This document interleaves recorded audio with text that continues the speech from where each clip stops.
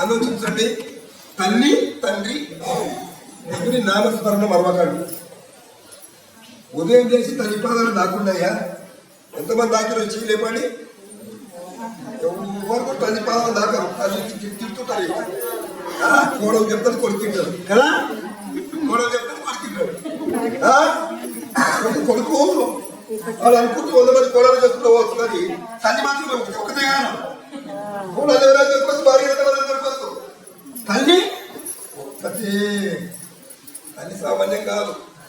తల్లికి జన్మ మొత్తం సేవ చేసినా కానీ వడ్డీ మాత్రమే తీరిపోతుంది. అసలు వాళ్ళ జన్మ వరకు బీజం లేకుండా ఇస్తాలే తల్లికి సేవ. అటువంటి దానికి గుర్తు పెట్టుకోవాలి. అందుకే ఆలోచించండి. మీరందరూ తెలిసి తెలియక తల్లిదండ్రులను దూషించకండి.